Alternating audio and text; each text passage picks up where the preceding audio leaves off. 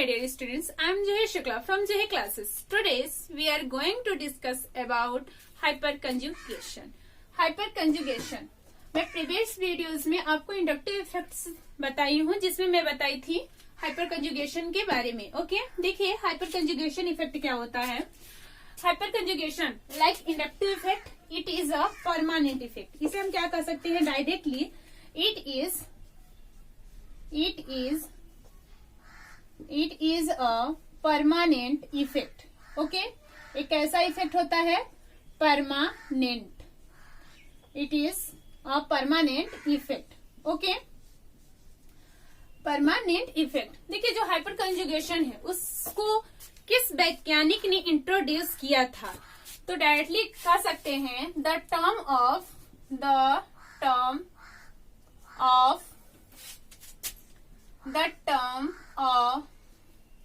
term hyperconjugation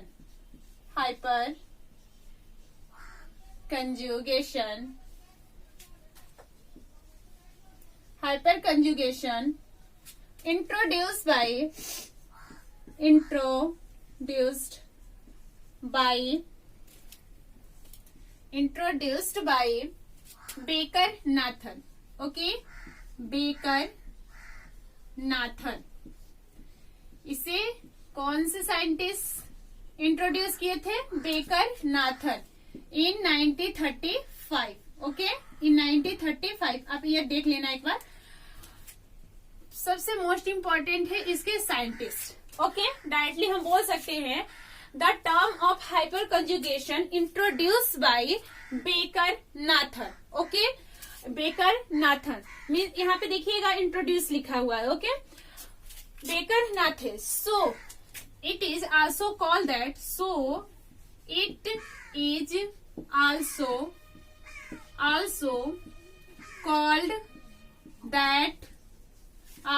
called that hyperconjugation. Okay, क्या हम इसको कहते हैं? hyperconjugation. ध्यान दीजिएगा डियर्स, क्या हो रहा है. हम डायरेक्टली बोल सकते हैं hyper conjugation is a permanent effect. The term of hyper conjugation introduce by baker-Nathan. So it is also called that hyper conjugation के साथ साथ और क्या कहा जाता है? Baker-Nathan effect. Okay, baker-Nathan effect. आपसे क्वेश्चन पूछ सकता है what do you mean by baker-Nathan effect, तो आप बता देना baker-Nathan effect also call that hyper conjugation. Okay, ये तो आपका था इंट्रोडक्शन. बट जो मोस्ट इम्पोर्टेंट है इसमें इसका डेफिनेशन वो क्या है और हाइपर कंजुगेशन होता क्यों है, इससे बीएससी में कैसे किस तरह के क्वेश्चंस आते हैं. तो डायरेक्टली आपसे पूछ सकता है what do you mean by hyper conjugation, और आपका एक एग्जांपल दे देगा कि इसमें से आप बताइए कि इसमें हाइपर कंजुगेशन कैसे है, या मे भी दे दे आपके स्टेबिलिटी का, उसमें आपका इंक्रीजिंग ऑर्डर में या डिक्रीजिंग ऑर्डर में. ओके, तो ये मोस्ट इम्पोर्टेंट टॉपिक है बीएससी फर्स्ट ईयर वाले स्टूडेंट्स के लिए. ओके, तो देखिए आप पहले इसको देख लो, इसका स्क्रीनशॉट ले लो, तो फिर मैं इसका आपको बताती हूँ डेफिनेशन. ओके, देख लीजिए आप क्या है. It is permanent effect. The term hyper conjugation introduce by baker-Nathan in 1935. So it is also called that baker-Nathan effect. Okay, इसे हम क्या कहते हैं? Baker-Nathan effect. मैं यही इसके नीचे लिख देती हूँ इसका डेफिनेशन. जो मोस्ट इम्पोर्टेंट डेफिनेशन है उसको हमेशा 66 इन्वर्टेड कॉमा में आप लिखा किया करो, जिससे एग्जामिनर का फोकस डायरेक्टली इसी डेफिनेशन पर पड़ेगा. ओके, तो देखिए it is delocalization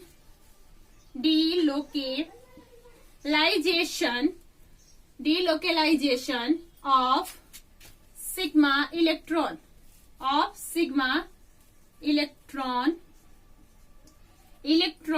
of carbon to hydrogen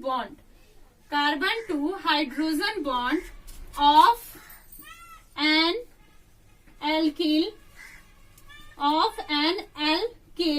group. Okay, it is delocalization of sigma electron. delocalization translation मतलब स्थानांतरण। ओके, हम डायरेक्टली बोल सकते हैं it is a permanent effect, electron displacement effect. कैसा? Electron displacement effect, displacement effect. कुछ याद आया? मैं आपको इंडक्टिव इफेक्ट के बारे में बताते टाइम ये सारे टर्म्स को बता दी थी। तो देखिए, it is delocalization of sigma electron, means इसमें क्या होता है, सिग्मा इलेक्ट्रॉन का डीलोकेलाइजेशन होता है। मैं अभी आपको एग्जांपल के थ्रू बताऊंगी तो आपको बहुत अच्छे से डेफिनेशन आ जाएगा। ओके, तो देखिए अब क्या हो जाएगा यहाँ पर, it is a delocalization of sigma electron of carbon to hydrogen bond of an alkyl group which is directly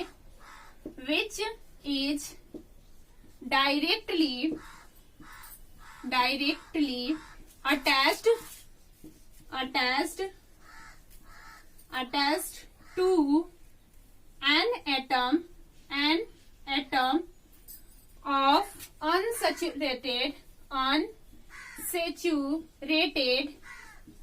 unsaturated system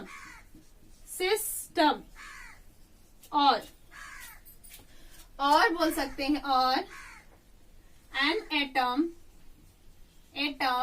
with unshared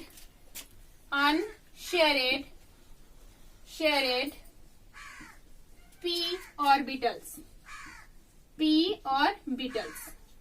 okay, देखिए डेफिनेशन पूरा टोटल क्या है, लास्ट में 99 inverted comma. Okay, it is delocalization of sigma electron of carbon to hydrogen bond. देखिए जो sigma electron होगा वो आपका डीलोकेलाइज्ड होगा। Okay, carbon to hydrogen bond. यहाँ पे यदि सपोज डबल बॉन्ड रहता है तो किस में आपका हो जाता है, डबल बॉन्ड में क्या होता है, एक पाई बॉन्ड होता है। पाई बॉन्ड किस में चेंज हो जाता है, सिग्मा बॉन्ड में। Of an alkyl group, alkyl group में क्या होगा, आपका डीलोकेलाइजेशन होगा किसका, सिग्मा इलेक्ट्रॉन का, which is directly attached to an atom of unsaturated। जो हाइपर कंजुगेशन है, ज्यादा से ज्यादा एल्किन, अनसेचुरेटेड वाले जितने भी एल्किन होते हैं उसमें ये पाए जाते हैं। ठीक है, an atom with unshared P orbital. Okay, इसमें जो पी ऑर्बिटल होगा वो अनशेयर्ड होगा। तो देख लीजिए इस डेफिनेशन को, फिर मैं आपको इसका एग्जाम्पल बताती हूँ जो कि मोस्ट इम्पोर्टेंट है। आप डेफिनेशन से ज्यादा एग्जाम्पल पर फोकस कीजिए। आप डेफिनेशन डायरेक्टली पढ़ लो कि इसमें क्या होता है, इसमें सिग्मा इलेक्ट्रॉन का डीलोकेलाइजेशन होता है। ओके, और पाई बॉन्ड का, पाई इलेक्ट्रॉन का डीलोकेलाइजेशन किसमें हो जाएगा, सिग्मा इलेक्ट्रॉन में। ओके, तो मैं आपको इसका अब एग्जाम्पल बताती हूँ, क्या होता है इसका एग्जाम्पल। मैं इरेज कर रही हूँ, देख लो आप लोग। ओके, मे भी आप स्क्रीनशॉट ले लिए होंगे। तो देखिए इसका एग्जाम्पल जो है वो मोस्ट इम्पोर्टेंट है। बहुत सारे कॉम्पिटिटिव एग्जाम में विथ बीएससी फर्स्ट ईयर में आप आंसर पेपर में देखोगे तो इससे रिलेटेड बहुत सारे क्वेश्चन पुटअप किए गए हैं। तो आप देख लो कैसे कैसे क्वेश्चन आते हैं, फिर मैं आपको बताती हूँ। देखिए मैं इसको देती हूँ, आप इसको इंक्रीजिंग ऑर्डर में लगाइए। ओके, एक एग्जाम्पल देती हूँ आंसर पेपर से कि hyper conjugation order the following structure, hyper conjugation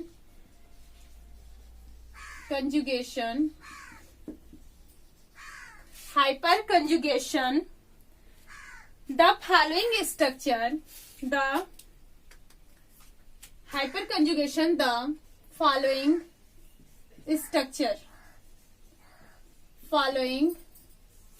structure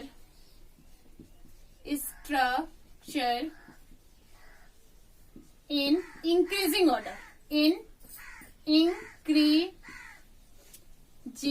order, okay, इसको हमको किस में करना है, इंक्रीजिंग ऑर्डर में। मैं आपको देती हूँ, सपोज दैट हो जाता है आपका CH3 यहाँ पे हो गया CH3, ये हो गया आपका फर्स्ट, सेकंड हो गया C, यहाँ हो गया CH3, यहाँ हो गया CH3। ओके, यहाँ आपका हो गया हाइड्रोजन, ये हो गया आपका सपोज दैट मैं सेकेंड डिग्री ले लेती हूँ, सेकेंड डिग्री का CH3 और यहाँ भी हो गया आपका CH3, ये हाइड्रोजन हो गया। अब यहाँ पे हम प्लस चार्ज ले लेते हैं, यहाँ भी क्या हो गया प्लस चार्ज। थर्ड ले लेते हैं, यहाँ हो जाएगा CH3, यहाँ क्या हो जाएगा CH2, यहाँ पे प्लस चार्ज। और यहाँ पे फोर्थ ले ली मैं CH3 मीन्स मेथिल, ठीक है। पूछ रहा है hyper conjugation the following structure in increasing order, okay. इसको हमको इंक्रीजिंग ऑर्डर में लगाना है। तो अब बताओ सबसे ज्यादा किसमें हाइपर कंजुगेशन पाया जाएगा, किस कंपाउंड में, टर्सरी में, सेकेंडरी में, प्राइमरी में या मेथिल में, बताओ आप। देखिए मैं आपको रूल बताती हूँ, ठीक है। रूल क्या होता है, रूल ध्यान से देखिए रहिएगा। सपोज दैट मैं इस रिएक्शन को, इसको करने से पहले आपको एक एग्जाम्पल बताती हूँ। इसका एग्जाम्पल क्या हो जाएगा, एग्जाम्पल लेती हूँ, एग्जाम्पल ले ली मैम। सपोज दैट आपका क्या है, C हो गया यहाँ पर, और मैं क्या कर दी यहाँ पे CH2 यहाँ पे लगा देती हूँ आपका प्लस, ठीक है। यहाँ क्या ले ली मैं, एक हाइड्रोजन इस साइड ले लेती हूँ और एक हाइड्रोजन यहाँ, एक हाइड्रोजन यहाँ, ओके। अब देखिए यहाँ पर क्या होगा, ये कैसे रिएक्ट करेगा, ठीक। ये देख रहे हैं, ये आपका एक तरह से फंक्शनल ग्रुप हो जा रहा है, ठीक। इस फंक्शनल ग्रुप के बगल में जो कार्बन होता है उसे हम अल्फा कार्बन कहते हैं। क्या कहते हैं उसे हम, अल्फा कार्बन। और जो इस कार्बन से अटैच हाइड्रोजन है उसे हम क्या कहते हैं, अल्फा हाइड्रोजन। मीन्स ये क्या हो जाएगा, अल्फा हाइड्रोजन, और इसे हम क्या कहेंगे, अल्फा कार्बन, ठीक है। तो देखिए कैसे होता है आपका, ये कैसे डीलोकेलाइज होगा इसमें। तो सबसे पहले आप समझ गए होंगे कि ये अल्फा कार्बन है, मैं इरेज कर देती हूँ, ये अल्फा कार्बन है, ओके। क्यों, क्योंकि फंक्शनल ग्रुप के बगल में जो कार्बन रहता है उसे हम अल्फा कार्बन कहते हैं, उस कार्बन से जो अटैच होता है उसे हम क्या कह देते हैं, अल्फा हाइड्रोजन, ओके। तो देखिए आपका क्या होगा, ये जो हाइड्रोजन है ये डीलोकेलाइज्ड हो जाएगा, मीन्स ये यहाँ पे आ जाएगा, ठीक। हम इस इफेक्ट को, हाइपर कंजुगेशन को एक और नाम से जानते हैं, no bond resonance, no bond resonance, ठीक है। नो बॉन्ड रिजोनेंस के नाम से हम जानते हैं। क्यों ऐसा कहते हैं इसको, अभी मैं आपको बताती हूँ क्यों हम नो बॉन्ड रिजोनेंस के नाम से जानते हैं। देख रहे हैं एक एक हाइड्रोजन, ये 3 हाइड्रोजन है, एक एक हाइड्रोजन इसको क्या करेगा, इस कार्बन को सेटिस्फाई करेगा। तो क्या हो जाएगा रिएक्शन में, ये C हो गया, एक आपका H ऐसे, एक H यहाँ पर, एक H, ये हाइपर होकर उड़ने लगा, ज्यादा दूर नहीं जाएगा, बहुत पास है, ठीक है। एक हाइड्रोजन आपका ये हाइपर होकर आगे जा रहा है, ज्यादा दूर नहीं जाएगा, बस आसपास ही रहेगा। अब ये हो गया, यहाँ पर क्या आ जाएगा आपका CH2, ठीक है। यहाँ पे क्या आ जाएगा, ये CH2।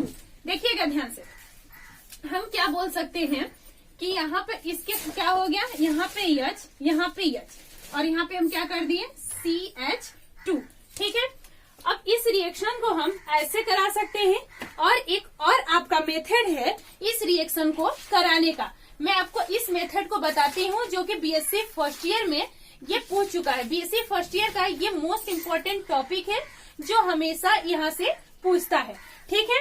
तो ये हो गया आपका, यहाँ से हम क्या किए, यहाँ से ए हाइड्रोजन डीलोकेलाइज्ड हो गया यहाँ पर, ठीक, क्या हो गया, ए डबल बॉन्ड बन गया, ठीक है। अब इसकी वैलेंसी हम काउंट करें, 2 2 4, ठीक है। इसकी भी 2 हाइड्रोजन 2 4, ठीक है। एक एक करके ये तीनों हाइड्रोजन इसको सेटिस्फाई करेंगे, ठीक है। फिर इसके बाद एक और आपका होगा, मैं यहाँ कर देती हूँ इसको, देखिएगा। अब ये हाइड्रोजन अब क्या हो जाएगा, अब यहाँ से पहले ऊपर वाला ये हाइपर होकर उड़ने लगा, अब क्या होगा, मैं बगल वाले को कर देती हूँ H, ये H ऐसे ही रहेगा, एक H ऐसे ही रहेगा, ठीक है। यहाँ पर H ऐसे ही रहेगा। अब ये जो H है प्लस होकर घूमने लगा, ये प्लस होकर घूमने लगा, यहाँ डबल बॉन्ड हो जाएगा CH2, ठीक है। फिर इसी तरह से एक बार और होगा आपका, अब क्या हो जाएगा, ये नीचे वाला ये H ऊपर ऐसे ही रहेगा, ये भी H ऐसे ही रहेगा, ये H प्लस होकर घूमने लगा, और यहाँ पे डबल बॉन्ड CH2। मीन्स इसी तरह करके सभी हाइड्रोजन इस कार्बन को एक एक करके क्या करेंगे, सेटिस्फाई करेंगे। ओके, तो देख लीजिए, आपको नीचे तक दिख रहा होगा तो ठीक है, नहीं दिख रहा होगा तो आप कमेंट बॉक्स में करके बता सकते हो, मैं ऊपर लिख दूंगी, ठीक है। और यदि समझ में भी नहीं आया होगा तो प्लीज आप कमेंट करके बताना कि आपको आया या नहीं आया। ओके, तो देखिए ये है आपका यहाँ इसका एग्जाम्पल। सबसे पहले ये हाइड्रोजन सेटिस्फाई किया कार्बन को, तो ये देखिए हाइपर हो गया, मीन्स H+ फॉर्म में बाहर आ गया, ज्यादा दूर नहीं गया है। और फिर यहाँ पर क्या हो जा रहा है आपका H, ठीक है, यहाँ पे 2 H डबल बॉन्ड CH2, फिर इसी का दूसरा बना, ये बगल वाला कार्बन आपका हाइपर हो गया, ठीक, फिर नीचे वाला हो गया। तो ये इसका एग्जाम्पल था। अभी मैं पूछी हूँ क्वेश्चन आपसे, hyper conjugation the following structure in the increasing order, कौन सा इसमें सबसे ज्यादा हाइपर कंजुगेशन को शो करेगा, तो बताइए। देखिए जितना ज्यादा हाइड्रोजन की संख्या होगी अल्फा हाइड्रोजन, उसमें उतना ही हाइपर कंजुगेशन होगा, ठीक। तो देखिए आपको अल्फा कार्बन पता होगा, जैसे मैं फर्स्ट से चलती हूँ, ये हो जा रहा है आपका एक तरह से फंक्शनल ग्रुप, एक ग्रुप हो गया। इसके साइड कितने अल्फा कार्बन है, सबसे पहले 1 अल्फा कार्बन, 2, 3, हमको हाइड्रोजन मीन्स कह सकते हैं number of alpha hydrogen is proportionally, ठीक है, directly proportional to hyperconjugation stable, ठीक है, स्टेबिलिटी ऑफ कंपाउंड, ठीक है, या हाइपर कंजुगेशन भी बोल सकते हैं। इसमें कितने हाइड्रोजन है, 3, 6, 3 3 9, यहाँ कितने हैं, 9 अल्फा हाइड्रोजन है। यहाँ कितने हो जाएंगे, ये फंक्शनल ग्रुप है, इस फंक्शनल ग्रुप के साथ 3 3 6 है, ठीक है, यहाँ 6 आपके अल्फा हाइड्रोजन है। यहाँ कितने हैं, यहाँ पे फंक्शनल ग्रुप हो जा रहा है, यहाँ पे कितना हो जा रहा है, 3, यहाँ पे कितने हैं, 3 अल्फा हाइड्रोजन, यहाँ पे कितना है, 0, क्योंकि सिर्फ और सिर्फ फंक्शनल ग्रुप दिया है। तो सबसे ज्यादा मैं पूछी इंक्रीजिंग ऑर्डर में बताइए, तो सबसे ज्यादा किसका हुआ, इस 3rd डिग्री का, इसे हम कहते हैं 3rd डिग्री, इसे कहते हैं 2nd डिग्री, इसे कहते हैं 1st डिग्री। तो हम बोल सकते हैं 3rd डिग्री, फिर क्या हो जा रहा है, 2nd डिग्री, फिर हो जा रहा है 1st डिग्री, और फिर आपका मेथिल, ठीक, इस तरह से करके। तो जिस ग्रुप में जितना ज्यादा फंक्शनल ग्रुप के साथ जितना ज्यादा, ठीक है, क्या ऐड है आपका, alpha hydrogen, number of alpha hydrogen is directly proportional to stability of compound. Okay, तो देखिए इस हाइपर कंजुगेशन में सबसे ज्यादा स्टेबिलिटी कौन सा कंपाउंड शो करेगा, तो 3rd डिग्री एल्कीन। ओके, अब ये हो गया आपका फर्स्ट एग्जाम्पल। मैं एक और एग्जाम्पल देती हूँ, आप सब करो। यदि आप सबको समझ में नहीं आया होगा तो प्लीज आप कमेंट बॉक्स में कमेंट करके पूछ सकते हो। ओके, तो देखिए ये मैं इसको इरेज करती हूँ, आप इसका स्क्रीनशॉट ले लो। ओके, बीएससी फर्स्ट ईयर के लिए मोस्ट इम्पोर्टेंट टॉपिक है, तो आप इसको 1 से 2 बार पढ़ोगे, इसके एग्जाम्पल्स प्रैक्टिस करोगे तो 100% श्योर है कि आपको आ जाएगा। ठीक है, एक मैं सिंपल सा लेती हूँ, यहाँ ले ली C, ठीक है, और हम यहाँ पे ले लेते हैं डबल बॉन्ड, यहाँ पे C, ठीक है, यहाँ एक हाइड्रोजन ले ली, और यहाँ पर मान लीजिए ये 2 और 2, ये CH2 फर्स्ट हो गया।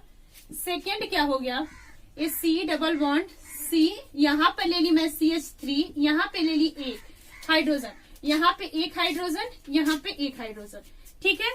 थर्ड सपोज दैट मैं ले ली C डबल बॉन्ड C, अब यहाँ पे क्या हो गया, यहाँ CH3, यहाँ पे CH3, ठीक है, यहाँ हाइड्रोजन और यहाँ भी हाइड्रोजन।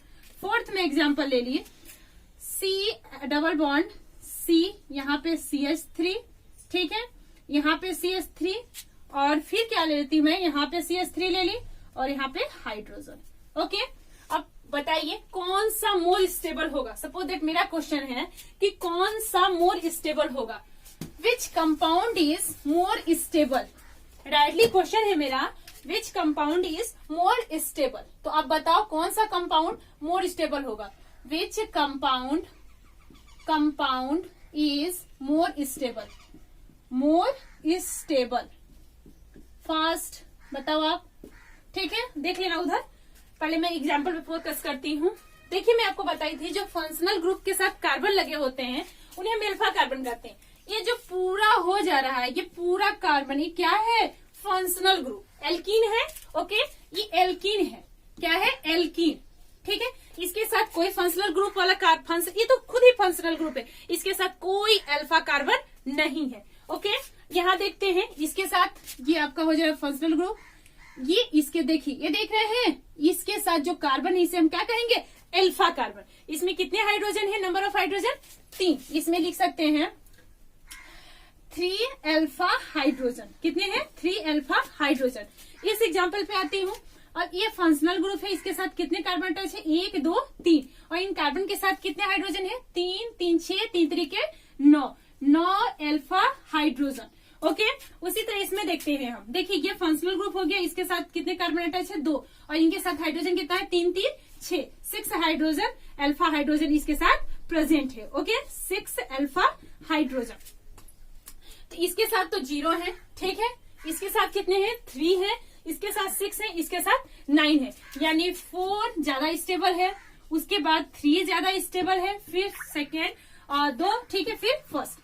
यानी कि इस तरह से जितना ज्यादा नंबर ऑफ अल्फा हाइड्रोजन होंगे उतना ही वह कंपाउंड स्टेबल होगा। आप कोई भी कमेंट बॉक्स में कोई एग्जांपल दे देना, यदि आपको समझ में नहीं आता होगा तो मैं उसे सॉल्व करके आपको दे दूंगी। Okay, thank you so much for watching my video. Please like, subscribe and share my YouTube video, जो ही classes. Thank you once again.